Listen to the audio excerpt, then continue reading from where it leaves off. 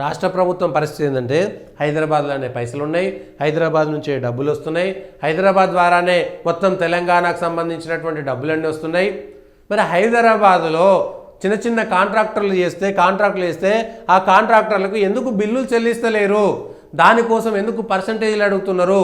చేసిన పనికి బిల్లులు చెల్లించడానికి బిల్లులు ఇస్తలేరు, ఇచ్చేటువంటి కోటికో 2 కోట్లకో పర్సంటేజీలు ఎందుకు తీసుకుంటున్నారు?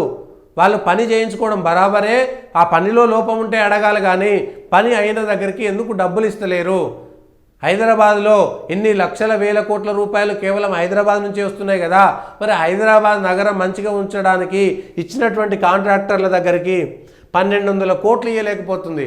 లక్షల కోట్ల రూపాయల బడ్జెట్ పెట్టేటువంటి తెలంగాణలో రాష్ట్ర రాజధానిలో సుందరంగా ఉండడం కోసం రాష్ట్ర ప్రజలు 1 కోటికి మంది పైగా ప్రజలు ఉన్నటువంటి హైదరాబాద్ నగరాన్ని బాగుంచడం కోసం కాంట్రాక్టర్లు పనిచేస్తే వాళ్ళకు డబ్బులు ఇవ్వడానికి 1200 కోట్ల రూపాయలు ఇవాళ తెలంగాణ సర్కారు ఖజానాలో లేవంటే సిగ్గుచేటా కాదా?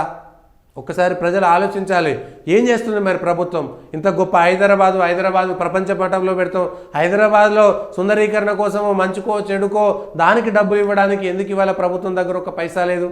ఎందుకు హైదరాబాద్లో ఉండేటువంటి కాంట్రాక్టర్లకి ఇంత ఇబ్బంది? ఏది మీ ప్రయారిటీ? ఏవి డబ్బులు?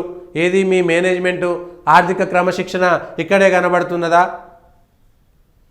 2 గేట్లు ఉంటే 2 గేట్ల దగ్గర అటో దిక్కు ఇటో దిక్కు కటిక మొండేదార్ వాళ్ళు జియాగూడ కబేలా నిర్మాణం వెంటనే చేపట్టాలని, ఆ పాత బస్తీలో దూద్బౌలి దగ్గర ఉండేటువంటి దగ్గర కూడా ఆ బంగ్లా గవర్నమెంట్ జాగాని ప్రైవేట్కి అప్పచెప్పిరట. అంతకుముందు కబేలా ఉండే దూద్బౌలి దగ్గర ఆ కబేలా భూమిని అధికారులు మొత్తం ప్రైవేట్ పరం చేసేసారు. జియాగూడలో కూడా కబేలా పెట్టాలని చెప్పేసి ఇప్పుడు వీళ్ళు ధర్నా చేస్తారు, డబ్బులు ఇవ్వాలని వాళ్ళు ధర్నా చేస్తారు. హైదరాబాద్లో ఏం జరుగుతున్నది? హైదరాబాద్ సంబంధించినటువంటి మంత్రులు ఏం చేస్తున్నారు? హైదరాబాద్లో ఎవరు మంత్రులు ఉన్నారు? హైదరాబాద్ నగరాన్ని అనాథం చేస్తున్నారా? హైదరాబాద్లో అధికారులు ఏం చేస్తున్నారు? ముఖ్యమంత్రి గారు ఏం చేస్తున్నారు? పట్టణాభివృద్ధి శాఖ మంత్రి మళ్ళీ ముఖ్యమంత్రి గారే కదా, మీ దగ్గరనే ఉంది కదా. మీరే చూపించకపోతే ఏం జరుగుతుంది ఇవాళ? ఇంకో అది చేయాల్సినటువంటి పని.